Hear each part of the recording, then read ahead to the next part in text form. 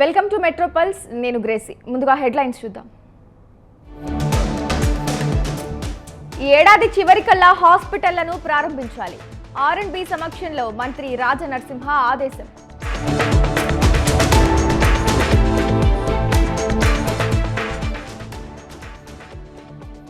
Medaram master plan పై మంత్రి సీతక్క సమీక్ష. ఆదివాసుల ఆచారం ప్రకారం తీర్చిదిద్దాలని ఆదేశం.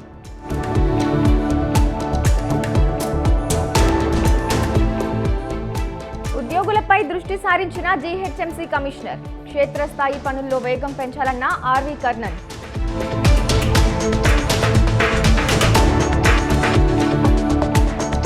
అన్యాయంగా తమ ఇళ్లను కూల్చేస్తున్నారు.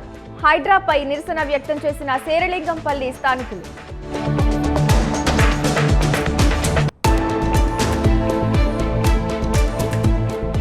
గోశాల కోసం తీసుకున్న భూములు వెనక్కివ్వాలి. చేవేలలో నిరసన వ్యక్తం చేసిన రైతులు.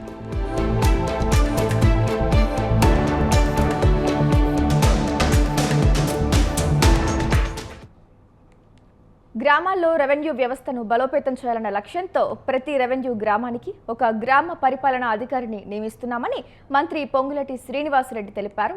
ఇందుకోసం గతంలో విఆర్ఓ, విఏఓగా పనిచేసిన వారికి జీపీఓలుగా అవకాశం కల్పించడానికి ప్రత్యేక పరీక్ష నిర్వహించడం జరిగిందని తెలిపారు. ఇందులో 3,454 మంది అర్హత సాధించారని తెలిపారు. రెవెన్యూ ఉద్యోగ సంఘాల విజ్ఞప్తి మేరకు విఆర్ఓ, విఏఓలకు మరో అవకాశం కల్పించి ఇందుకు సంబంధించి అర్హత పరీక్ష తరహాలో నిర్వహించాలని నిర్ణయించినట్లు వెల్లడించారు.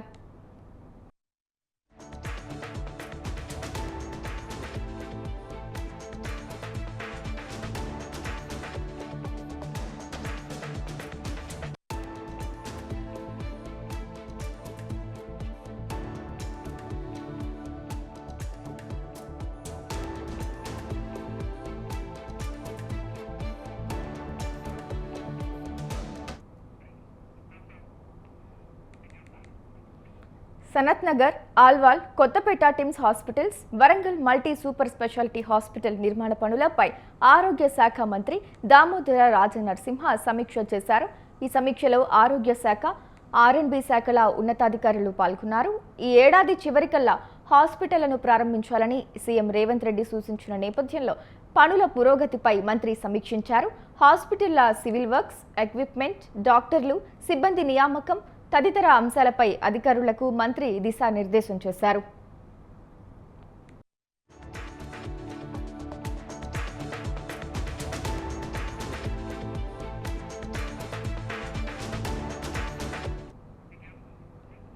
సచివాలయంలో మేడారం మాస్టర్ ప్లాన్ పై మంత్రి సీతక్క సమీక్ష నిర్వహించారు. అధికారులకు మంత్రి సీతక్క దిశానిర్దేశం చేశారు. మేడారం ఆలయ ప్రాంగణాన్ని ఆదివాసుల ఆచార సంప్రదాయాలను మరింత చాటి చెప్పేలా తీర్చిదిద్దాలని అన్నారు.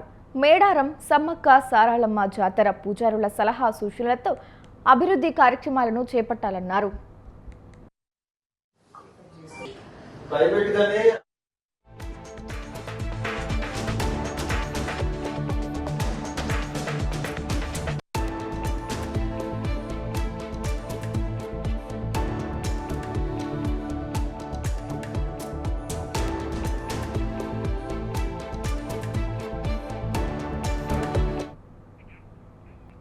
బోనాల ఉత్సవాలను ఘనంగా జరుపుకుందామని అన్నారు మాజీ మంత్రి తలసాని శ్రీనివాస్ యాదవ్.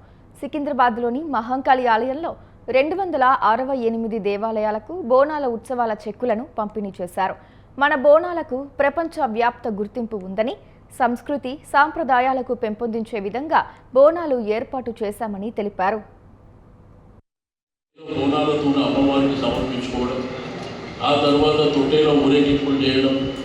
ఆ తర్వాత పలారం బండ్ల ఊరేగింపులు చేయడం, మరి నెక్స్ట్ డే మార్నింగ్ మరి ఇక్కడే మరి అమ్మవారు ఆ రోజు మరి సోమవారం నాడు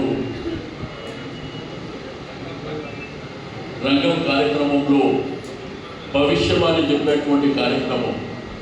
అంటే ఈ మహంకాళి జాతర అనేది మంచి వర్షాలతోని పంటలు బాగా పండాలి, కుటుంబాలంతా సంతోషంగా ఉండాలని మరి భవిష్యవాణి జరిగిన తర్వాత అబ్బారి ఊరేగింపు కార్యక్రమం ప్రజలందరూ కూడా అమ్మవారిని వేడుకునేటువంటి కార్యక్రమం. అమ్మవారు ఆశీర్వాదం. ఈ నెల 11న కేంద్ర హోంశాఖ సహాయ మంత్రి బండి సంజయ్ కుమార్ పుట్టినరోజు.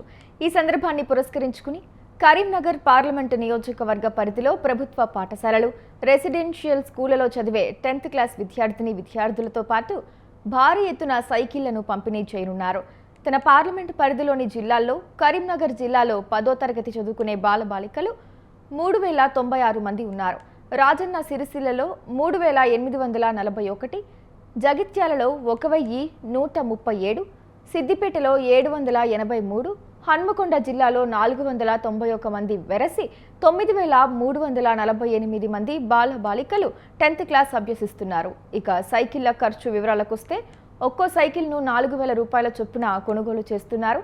సైకిల్ రాడ్కు ఒకవైపు ప్రధానమంత్రి నరేంద్ర మోదీ, ఇంకోవైపు బండి సంజయ్ ఫోటోను ముద్రించనున్నారు.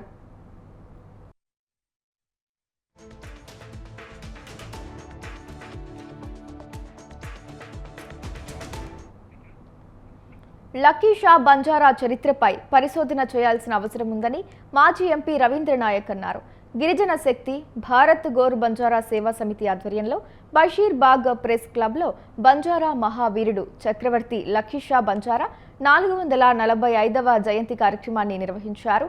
లక్కీ షాప్ బంజారా గొప్పతనం దేశవ్యాప్తంగా తెలియాల్సిన అవసరం ఉందన్నారు. ఆయన విగ్రహాన్ని ఏర్పాటు చేయాలని రాష్ట్ర ప్రభుత్వాన్ని కోరారు. గొప్ప చక్రవర్తి, గొప్ప వ్యాపారవేత్త, 16వ శతాబ్దంలో దక్షిణ ఆసియాలోని అత్యంత ధనవంతుడైనటువంటి గొప్ప రాజు, గొప్ప ఆర్కిటెక్ట్, గౌరవనీయులు పెద్దలు లక్కీ షా బంజారా గారు వారి త్యాగాలను 445వ జయంతి సందర్భంగా సుమారు 400 సంవత్సరాల క్రితం ఆ మహనీయుని గుర్తు చేసుకున్నటువంటి సందర్భం ఈరోజు జూలై 4వ తారీఖు నాడున వారి జన్మదినాన్ని జరుపుకోవడం జరిగింది. బంజారా యావత్ బంజారా సమాజం గుర్తించుకోవాల్సినటువంటి మహనీయుడి యొక్క త్యాగాలను పెద్దలు గౌరవనీయులు మాజీ ఎంపీ, మాజీ మంత్రి శ్రీ రవీందర్ నాయక్ సార్ గారి నాయకత్వంలో ఈరోజు ఒక శంకరావు ఇక్కడి నుంచి బయలుదేరుతున్నామో రాబోయే కాలంలో తండాలు యావత్ ఖండాలు దాటే విధంగా ప్రపంచ దేశవ్యాప్తంగా ఎక్కడెక్కడున్న బంజారాలను ఏకం చేసి ఈ జాతిని ఐక్యపరిచి సమిష్టిగా రాబోయే కాలంలో ఈ దేశంలో గోల్కొండ కిల్లా నుంచి ఎర్రకోట దాకా బంజారాల జెండా శివలాల్ మహారాజ్, లక్కీ షా బంజారా, ఠానూ నాయక్, హాతీరాం బావాజీ యొక్క ఆశయం నెరవేర్చడం కోసం, ఈ జాతిని ఐక్యపరచడం కోసం పెద్దలు.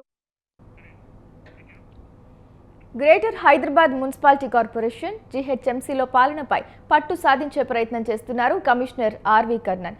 ఇప్పటి వరకు ప్రధాన కార్యాలయంలోని వివిధ విభాగాల్లో పట్టు సాధించిన కమిషనర్ ఇప్పుడు క్షేత్రస్థాయి ఉద్యోగులపైన దృష్టి సారించారు. ఇప్పటికే అడిషనల్ కమిషనర్లను బదిలీ చేసిన బల్దియా బాస్ త్వరలోనే డిప్యూటీ కమిషనర్లను బదిలీ చేసేందుకు సిద్ధమవుతున్నారు.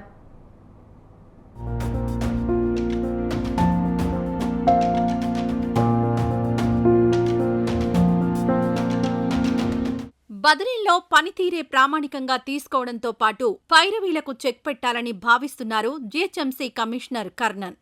అడిషనల్ కమిషనర్ల బదిలీ సందర్భంలోనూ రికమెండేషన్ చేసిన వారికి జలకిచ్చారు బల్దియా బాస్. అర్హతలను బట్టి పోస్టింగ్ ఇవ్వడంతో పాటు పాతుకుపోయిన వారికి స్థానచలనం కల్పించనున్నారు కమిషనర్. తద్వారా గాడి తప్పిన జీహెచ్ఎంసీ పాలనను దారికి తెచ్చే ప్రయత్నం చేస్తున్నారు కమిషనర్ కర్ణన్.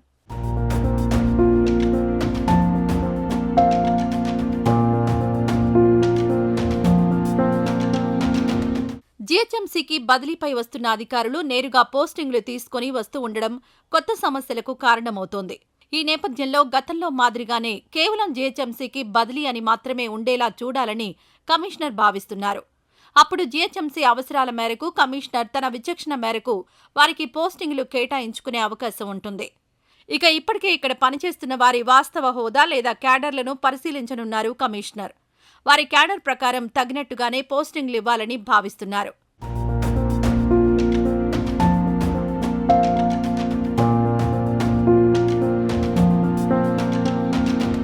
ఈ క్రమంలోనే జీహెచ్ఎంసీలోని additional director, joint director, selection grade, special grade స్థాయి అధికారులు ఎవరెవరు ఉన్నారు, వారు ఏ ఏ పోస్టుల్లో ఉన్నారనేది గుర్తించే పని చేపట్టారు బల్దియా కమిషనర్. క్యాడర్, హోదా ప్రకారమే డ్యూటీ చేస్తున్నారా లేదా అనే అంశాలు పరిశీలించి మార్పులు చేయనున్నారు. ఇక త్వరలోనే డీసీల బదిలీల్లోనూ అవసరమైన జాగ్రత్తలు తీసుకుంటున్నారు.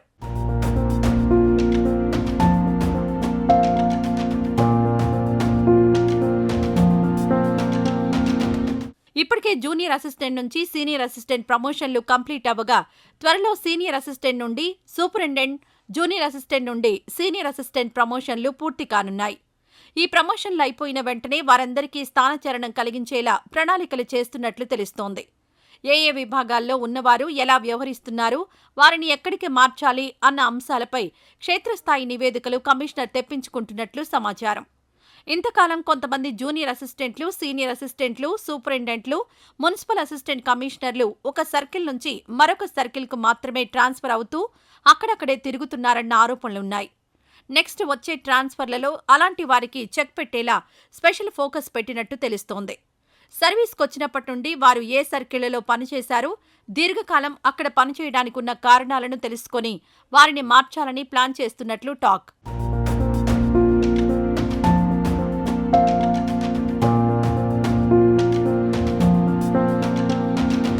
జీహెచ్ఎంసీలో పౌర సేవలు వేగంగా పెంచడమే లక్ష్యంగా ట్రాన్స్ఫర్స్ ఉంటాయని చెబుతున్నాయి కమిషనర్ కార్యాలయ వర్గాలు. అదనపు కమిషనర్లలో అర్హతకు మించి పనులు చేస్తున్నారన్న ఆరోపణల నేపథ్యంలో ఇటీవల పలువురు అధికారులకు స్థానచలనం కల్పించిన కమిషనర్ ఇక నుండి క్షేత్రస్థాయి పనుల్లోనూ ఎలాంటి లోపాలు ఉండకుండా ప్రణాళికలు సిద్ధం చేయించి త్వరలో అమలు చేయనున్నట్లు తెలుస్తోంది.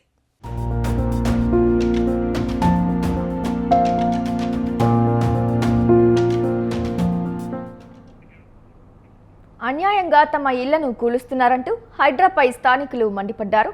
శేరిలింగంపల్లి హుడా ట్రేడ్ సెంటర్ వద్ద నాలాకు ఆనుకుని కట్టిన అక్రమ కట్టడాలను హైడ్రా కూల్చివేసింది. నల్లగండ్లను చెరువు నుండి చందానగర్ వరకు విస్తరించి ఉన్న నాలా విస్తరణకు 15 మీటర్లుగా నిర్ణయించారు అధికారులు. ఈ నేపథ్యంలో కూడా ట్రేడ్ సెంటర్లోని ప్లాట్ నెంబర్ 19లోని ఓ భవనంలో 15 కుటుంబాలు నివాసముంటున్నాయి. అధికారులు ఎటువంటి నోటీసులు ఇవ్వకుండా తమ ఇళ్లపై బుల్డోజర్లతో కూల్చివేయడం సరైనది కాదని వారు తెలిపారు. మేము కూడా లేఅవుట్ నుంచే మేము ప్లాట్ కొనుక్కుని నామ్స్ ప్రకారమే ఇల్లు కట్టుకున్నాము. 4 మీటర్స్ వదిలేసే ఇల్లు కట్టుకుని అన్నీ చేసుకున్న తర్వాత కూడా ఇప్పుడు మాకు హైడ్రా అని చెప్పేసి చాలా ఇబ్బంది పెడుతున్నారు. నామ్స్ ప్రకారం కట్టుకున్నామని చెప్పేసి మేము ఎమ్మెల్యే గారి దగ్గరికి కూడా వెళ్ళాము. ఆయన వచ్చి కూడా చెప్పారు, ఇది కరెక్ట్గా ఉంది, ఇల్లంతా కూడా పక్కాగా ఉంది అని చెప్పారు. చెప్పిన తర్వాత కూడా ఇవాళ పొద్దుట మాకు ఎటువంటి ఇంటిమేషన్ లేకుండా, ఏమీ చెప్పకుండా వచ్చి పొద్దుట 6:30-7 గంటల టైంలో వచ్చి గోడ మొత్తం మా కాంపౌండ్ వాళ్ళు అంతా కొట్టేసి, బోర్వెల్ అంతా కూడా కొట్టేసి వెళ్ళిపోయారు. దానివల్ల మాకు చాలా ఇబ్బంది అయ్యింది. ఇంట్లో కూడా చాలా మొత్తం అపార్ట్మెంట్లో 15 ట్రేడ్ సెంటర్లో సాయిమణి రెసిడెన్సీలో కొంత లాస్ట్ 15 సంవత్సరాలుగా మేము ఉంటున్నాం. ఇంట్లో మేమందరం ప్లాట్ నెంబర్ మేము కొనుక్కున్నాం. ఇంట్లో ప్లాట్ నెంబర్ 19 అండి. ఇది మాది 25 మీటర్లు. యాక్చువల్లీ మాది 24 మీటర్లు కొనుక్కున్నాం. కట్టుకొని ఒక మీటర్ బయట ఉంచేసాం. బయట తర్వాత కూడా 10 మీటర్ల రోడ్డు ఉండాలి. ఈ రోజు హైదరాబాద్ వచ్చి కాంపౌండ్ వాళ్ళని, బోర్ని డిస్టర్బ్ చేశారండి. 12 గంటల వరకు అసలు మాకు నీళ్ళు లేక చాలా ఇబ్బంది పడ్డాం. అందరూ పెద్దవాళ్ళు ఉన్నారు, ఇంట్లో అందరూ కూడా పెద్దవాళ్ళు ఉన్నారు. మాకు అడ్డా నుంచి కానీ ఎక్కడి నుంచి కానీ మాకు ఏం నోటీస్ ఏం రాలేదండి. లాస్ట్ 15 రోజుల నుంచి బాగా టెన్షన్ పెడుతున్నారు. మేము వాళ్ళతో మా దానికి చాలా ప్రాబ్లం చేశారు హైడ్రా వాళ్ళు. మాకు చెప్పకుండా, ఇంటిమేషన్ లేకుండా 6:30కి వచ్చి మేమందరం పండుకుని ఉన్నప్పుడు అందరం పెద్దవాళ్ళు, మీ పిల్లలు స్కూల్ కి రెడీ అవుతున్నారు. ఆ సమయంలో మరి వాళ్ళు వచ్చి బోరు గోడలు అన్ని పగలగొట్టారు. ఎమ్మెల్యే గారు వచ్చి కూడా మేము దాని జోలికి వెళ్ళొద్దు, వాళ్ళది కరెక్ట్ ప్లాట్ అని చెప్పారు. కానీ వాళ్ళు వినకుండా, మాకు ఇంటిమేషన్ లేకుండా కొట్టేసి వెళ్ళిపోయారండి. మాకు చాలా ప్రాబ్లం గా ఉంది. ఇప్పుడు వరకు వాటర్ కూడా లేదు. మాకు అధికారులు అడిగితే మాది ఇది మాకు గవర్నమెంట్ నుండి ఆర్డర్ ఉందని చెప్తున్నారు. వాళ్ళు చేయమన్నారు, మేము చేస్తున్నాం అన్నారు. అయితే మీరు మాకు ఇంటిమేషన్ ఇవ్వాలి కదా, ఎట్లా అవుతామో. ఈ నెల 7న తన కూతురు జయారెడ్డి పుట్టినరోజు సందర్భంగా జన్మదిన వేడుకలకు దూరంగా ఉంటామన్నారు జగ్గారెడ్డి. సిగాచి పరిశ్రమలో 39 మంది కార్మికుల దుర్మరణం నేపథ్యంలో పుట్టినరోజు వేడుకలకు దూరంగా ఉండాలని నిర్ణయించుకున్నామని అన్నారు. కాంగ్రెస్ కార్యకర్తలు, అభిమానులెవ్వరూ బర్త్డే వేడుకలు జరపొద్దని సూచించారు.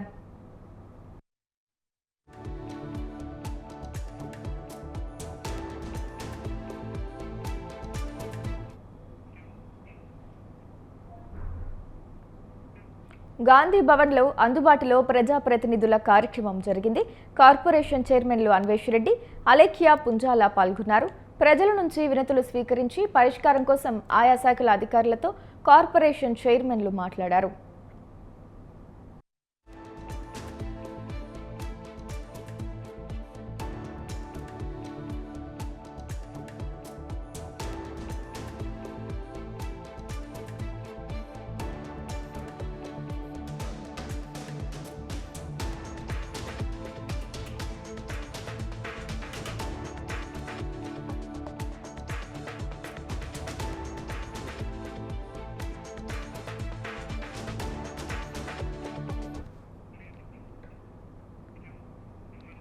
రంగారెడ్డి జిల్లా మొయినాబాద్లో రైతులు ఆందోళన చేపట్టారు.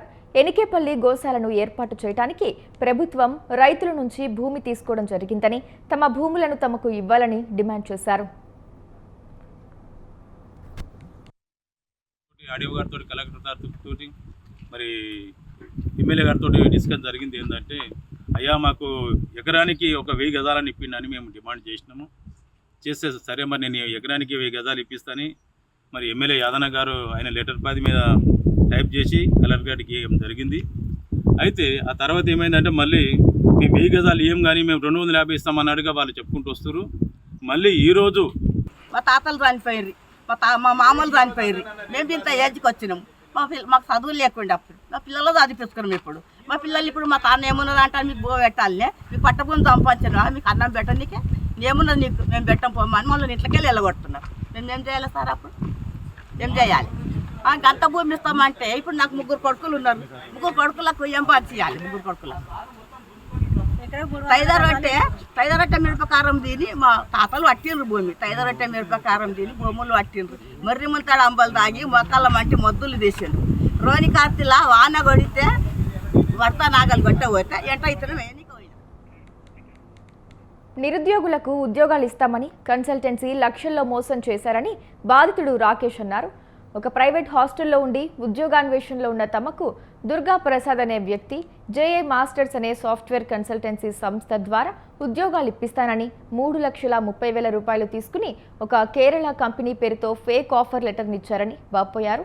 తనలాంటి వారు ఇంకా చాలామంది ఉద్యోగం కోసం ఆ కన్సల్టెన్సీకి డబ్బులు కట్టి ఇబ్బందులు పడుతున్నారని, తనకు న్యాయం చేయాలని విజ్ఞప్తి చేశారు.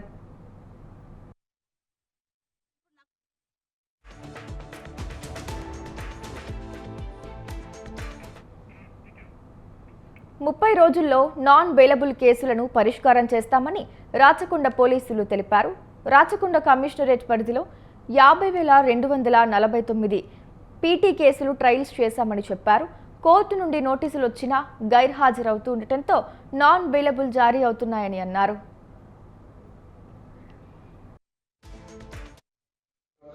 More than 50,000 PD cases.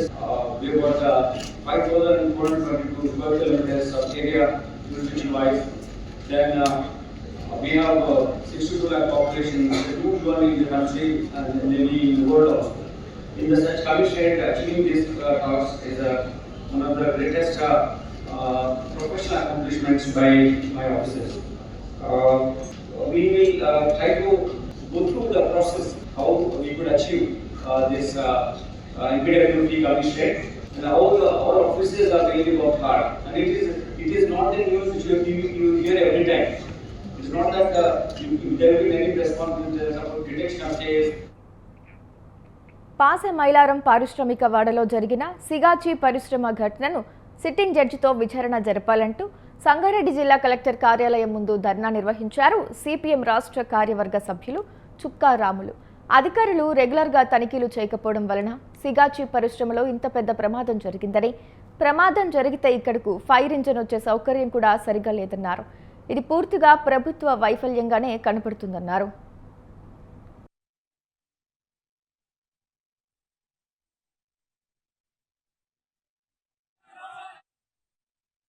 మాకేమన్నా ఎక్కడ పోవాలంటే ఏం లేదు సార్. రోడ్ లేదు, ఏం లేదు. బాత్రూమ్ పోవాలంటే లేదు సార్. ఏడైనా దవాఖాన పోదామంటే ఏం లేదు సార్. ఏమన్నా పని చేయాలి, ఏమన్నా పోవాలంటే ఏం లేదు సార్. ఏం చేయాలి మేము? మాకు ఏమన్నా దయచేయండి సార్. మీరు రోడ్ మొత్తంతో అయితే నేను పుట్టక ముందు తాత ముత్తాతల నుండి శ్యామనాయక్ తాండాకు దారి ఉండే. మాకు కూడా అక్కడ పొలాలు ఉన్నాయి. కానీ ఈ మధ్యన 4 సంవత్సరాల నుంచి తాండా వాసులకు నడవడానికి దారి లేకుండా చాలా ఇబ్బంది జరుగుతున్నది. ఇప్పుడు ప్రజెంట్గా అయితే మొత్తం దారి లేకుండా బంద్ చేసినారు. ఎందుకోసం దారి బంద్ చేసిరని మేము అందరం కలిసి ఎంఆర్ఓ వచ్చిర్రు, అందరు కలిసి ఆ యొక్క రైతులతో మాట్లాడడం జరిగింది. ఆ రైతుల గురించి రైతులకు కూడా ఎంఆర్ఓ గారు నచ్చ చెప్పినా కూడా మీరు ఏం చేసుకుంటారో చేసుకోండి, మేమైతే దారి ఇయ్యమని చెప్పేసి మొండి పడడం వల్ల మేము ఈ రోడ్డుకు వచ్చి రైతులతోని శ్యామనాయక్ తాండా వాసులతోని చాలా మంది ఇక్కడ సుమారుగా గవర్నమెంట్ ల్యాండ్ ఉన్నది, 100 ఎకరాల భూమికి పోయే దారికి పట్ట ల్యాండ్ ఉన్నది, దారికి వాళ్ళు మొత్తం హైదరాబాద్ మైసమ్మగూడలోని నరసింహారెడ్డి ఇంజనీరింగ్ కళాశాలలో ఎన్ఎస్యుఐ విద్యార్థి సంఘ నాయకులు ధర్నా చేపట్టారు. పరీక్షలు రాసేందుకు అటెండెన్స్ లేదని సాకులు చెప్తూ విద్యార్థుల దగ్గర నుండి అధిక ఫీజులు వసూలు చేస్తున్నారని ఆరోపిస్తూ కళాశాల ముందు ఆందోళనకు దిగిన విద్యార్థులు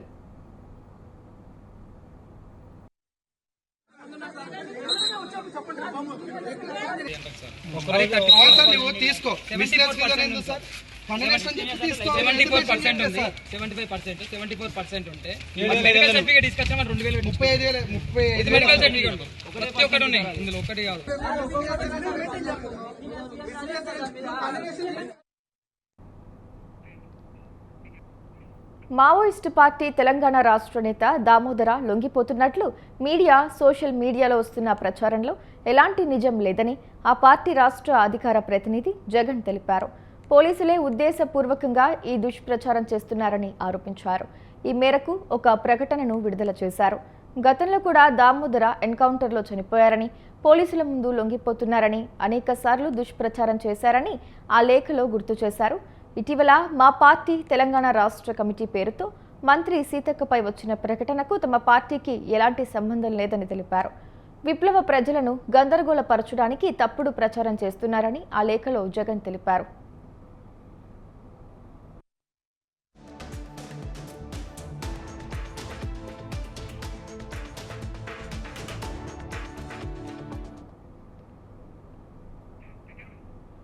రంగారెడ్డి జిల్లా నందిగమ్మ పారిశ్రామిక వాడలో ఎక్సైజ్ పోలీసులు భారీగా గంజాయిని పట్టుకున్నారు.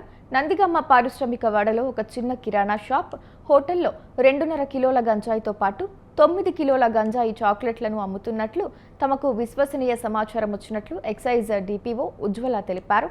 విషయం తెలుసుకున్న షాద్నగర్ ఎక్సైజ్ సిఐ శేఖర్ ఆధ్వర్యంలో దాడులు నిర్వహించగా గంజాయి అమ్ముతున్న బీహార్కు చెందిన పింటూ సింగ్ అనే వ్యక్తిని అదుపులోకి తీసుకుని రిమాండ్కు తరలిస్తున్నట్లు తెలిపారు. మా విలేజ్ ఒక కిరాణా షాప్ కమ్ హోటల్ లాగా నడిపిస్తున్నాడు పింటూ సింగ్ అని. ఆయన కిరాణా షాప్ మీద రైడ్ చేయడం జరిగింది. ఆ రైడ్ లో భాగంగా 2 కిలోల గాంజా ప్లస్ 9 కిలోల చాక్లెట్స్, గాంజా చాక్లెట్స్ రూపంలో 40. తెలుగు ప్రేక్షకులకు సుపరిచితుడైన టాలీవుడ్ నటుడు ఫిష్ వెంకట్ తీవ్ర అనారోగ్యంతో బాధపడుతున్నారు. ఆయన 2 కిడ్నీలు పూర్తిగా ఫెయిల్ కావడంతో ప్రస్తుతం హాస్పిటల్లో చికిత్స పొందుతున్న ఆయనకు ఫిషరీస్ చైర్మన్ మెట్టు సాయి కుమార్ పరామర్శించి ఆర్థికంగా సహాయం చేశారు.